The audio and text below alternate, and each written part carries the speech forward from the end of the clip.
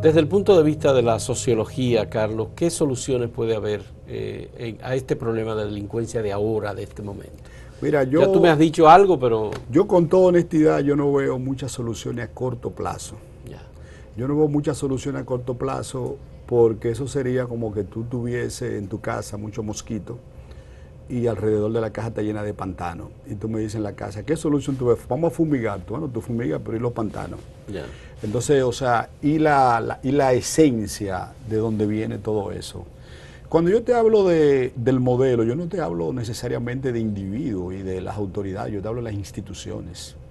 Las instituciones, o sea, hasta que la policía aquí no es una institución modélica, el Congreso, el presidente, los funcionarios, o sea, tú estás mandando mensajes equivocados, porque es que yo te repito de nuevo, tú extrapolas el ejemplo a tu casa.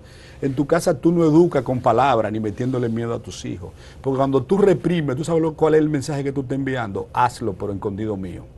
Ese es el mensaje, único y exclusivamente. Tú no estás enviando ningún otro mensaje que no sea ese. Es el modelo. Y entonces hay que empezar a pensar y actuar eficientemente sobre la base del modelo y sobre elementos cotidianos. Yo te estoy diciendo tanto los elementos cotidianos son fáciles de reformar, son muy fáciles. Todo lo que yo te estoy diciendo es muy fácil, porque tú, por ejemplo, ¿cuál es la dificultad que tú ves de crear parada de guagua? Eso es un aspecto. Eso es un aspecto, pero el tema del tránsito es un aspecto fundamental, porque posiblemente en el tema del tránsito posiblemente el tránsito por la actitud de delincuentes se pierden más vidas que con temas de celulares y con temas de asaltos. Estoy pensando en Francisco Moscoso Puello y sus cartas a Evelina, estoy pensando en José Ramón López, estoy pensando en algunos pensadores que han planteado ideas sobre lo que es el pueblo dominicano, y lo que tú me estás diciendo se contradice muy seriamente, y lo que son sus autoridades con ese pensamiento pesimista del dominicano que no ve fácilmente la solución en los temas y de ciudadanía, por ejemplo. Otros elementos también, aparte de todo, aquí, por ejemplo, hay que tratar de insistir en elevar el nivel cultural de la población. Aquí tú no puedes seguir esta sociedad que el único modelo de diversión que tenga un joven sea hartarse de alcohol y en un sitio. O sea, tú pasas aquí por los barrios no tienen biblioteca, no tienen teatro, tienen cine, los cines, los malls, pero no hay la inversión pública.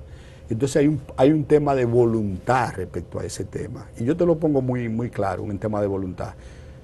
Por ejemplo, el Estado Dominicano, en lo que ha querido tener voluntad, la tiene. Por ejemplo, tú te pasas por la parada que se llama Amin Abel Azún, tú la conoces, ¿verdad? La Universidad Autónoma de Santo Domingo, sí. ¿Tú sabes cómo yo llamo ese pedazo ahí? Metro. ¿Tú sabes cómo yo llamo ese pedazo ahí? Entre Suiza y Guachupita. ¿Tú sabes por qué? Porque cuando tú vas al metro, en el metro está toda la eficiencia, parece suizo. Eso es suizo, eso todo ahí. Cuando tú subes, tú has visto, ¿verdad? Sí. Para cruzar ahí, con la guagua, con el caos, con eso. ¿Y qué es lo que implica eso? Eso ahí es voluntad. Pero cuando tú extrapolas todo ese pedacito a la sociedad dominicana entera, pero si ha habido tanta voluntad respecto al metro, ¿por qué no la puede haber en el tránsito? ¿Por qué no la puede haber con la policía? Hay un tema de voluntad. Y hay un tema de voluntad con relación a todo. Es voluntad.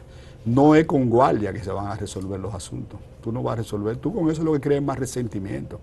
Y lo que crea es más dolor y más enfrentamiento. Ni con reforma de la policía. Ni con reforma de la... Además, tú no puedes reformar la policía creyendo que tú la reformas subiéndole los sueldos a los policías.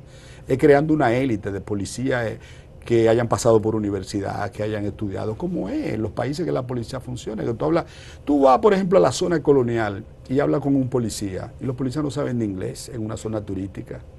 Ellos no saben ni dónde queda la catedral. Yo veo ahí turistas preguntándole. Entonces tú te das cuenta, es rigor y eficiencia.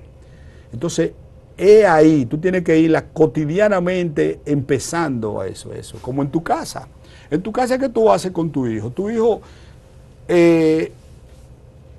se comporta de una manera, hace algo y tú le dices, cálguese pequeño. Tú le dices, esos zapatos no los dejes ahí, pon esos zapatos donde van. Y entonces tú tienes que ir reformando en lo cotidiano. Parece fácil, Carlos, pero no lo es. La visión de la violencia social en la República Dominicana nos genera, obviamente, inquietudes y hay que ir al fondo de estos temas. El aspecto cultural, el aspecto institucional, por supuesto, que requiere de una voluntad política y de una conciencia de ciudadanía también. Que eso, para lograrlo, requiere de Educación. muchísimo tiempo. Y educación. Y educación. Básicamente. Agradecemos a Carlos Castro su intervención, su diálogo con nosotros sobre esto. Uno se queda con mucho deseo de seguir hablando del tema y con más preocupaciones todavía. ¿Puedo decirte algo muy breve? Para finalizar. Sí, no, lo que te quiero decir es un tema muy complejo, ¿verdad? De tú plantearte soluciones y de tú hablar de él, porque vuelvo y te repito, es un tema estructural. Y es un tema que tú tienes que buscar medidas a corto y a largo plazo. Las medidas a corto plazo, yo lo que veo, honestamente te lo digo, es adecentar la cotidianidad dominicana. Yo insisto en eso. Es más, a mí me nombran y me ponen en eso y yo lo hago. Bien, qué bueno. Señores, muchas gracias a ustedes también por la compañía.